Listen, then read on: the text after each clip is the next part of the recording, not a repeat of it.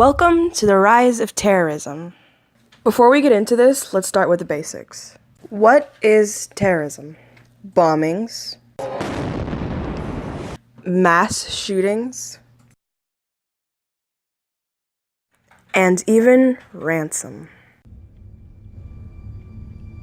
That's what most people think of when they hear this word. Some sort of devastating public act, right? Well, terrorism is the use of violence and intimidation with the intent to gain a form of power or political change as a final resort of a resistance.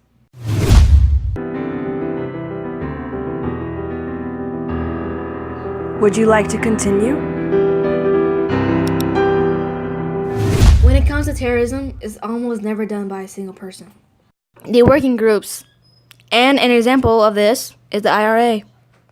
This stands for the Irish Republican Army. They are a terrorist organization associated with militant Irish nationalists in Northern Ireland and separated from the UK.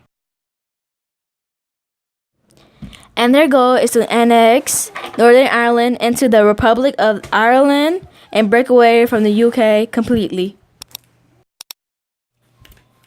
Originally, the IRA was formed in 1917 as a volunteer army to counter the oppressive actions of the UK. This was greatly needed because when 1919 came around, so did the War of Independence. This was a fight between Ireland and the UK. Once Ireland demanded that they were given their freedom from UK oppression. This war lasted for 2 years before Ireland gained its independence in 1921.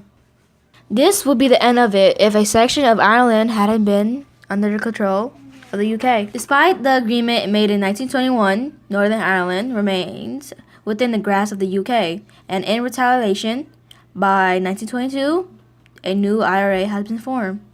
This new organization was not only against the British, but activities went out and killed ex-IRA members who had willingly accepted the terms and agreements from the UK.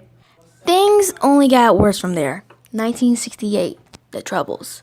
This was a period in time where over 36,000 people were killed and another 50,000 are injured through a series of bombing and shooting attacks that didn't end until 1998. During this time, a tragic event known as Bloody Sunday took place in 1972.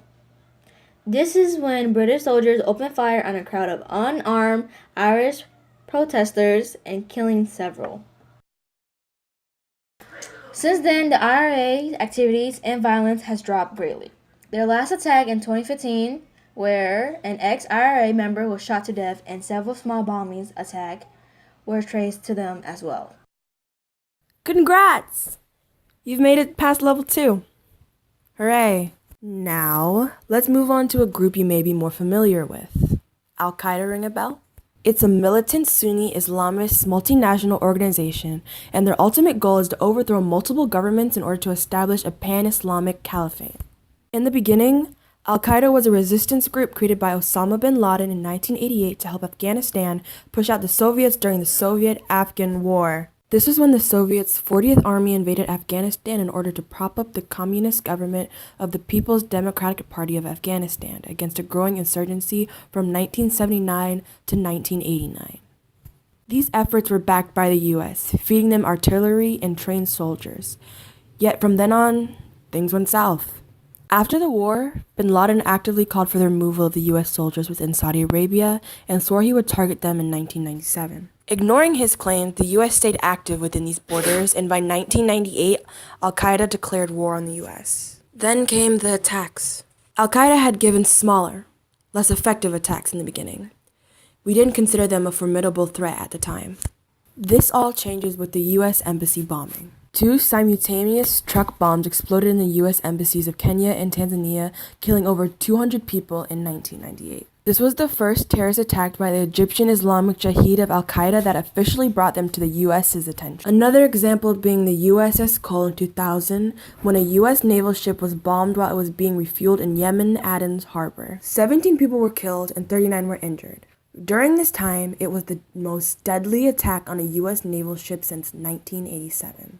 Lastly, a date I think we've all come to know, 9/11. This was a series of 4 coordinated terrorist attacks by the Islamic terrorist group Al-Qaeda on the U.S. These attacks left 2,996 dead and 6,000 wounded. Welcome to the final level. Happy is coming to the end. The last group that deserves our attention are the Hamas. It's an Iran-backed Palestine Sunni Islamic terrorist organization. Their goal is to destroy Israel and create a global Islamic caliphate. The organization was founded in 1987, soon after the first Intifada broke out. This was a Palestinian uprising against Israel occupation of the West Bank and Gaza that lasted from December 8th to the 13th of December in 1993. During this time, Hamas has also successfully followed through beat Eli, their first car bomb attack in Mahala Junction on April 16, 1993, also known as the House of God bombing. The attack killed 2 people and left 10 injured. So why is this so important? How does it even affect us today? Well, that answer is easy, and you should try and think about it before coming to me. Terrorism has affected our everyday lives in many ways. Most of them we don't even notice at all. Take airports as an example. When was the last time you went to an airport and there was no security checkpoints? No scanners looking through your bag? For most of us, your answer is somewhere along the lines of never. That's the way the airport has always been for us. So we never took a moment to question it. But yeah, this is one of the results of terrorism. This dramatic increase of security. Just think, if the Twin Towers had never been targeted, if the bomb at Boston was never there, things could have been so much different. Imagine all the places you have to wait for hours to simply get past a single checkpoint. Now imagine the freedom you have without them. Makes you wonder what the world might have been if it wasn't filled with so much hate, huh?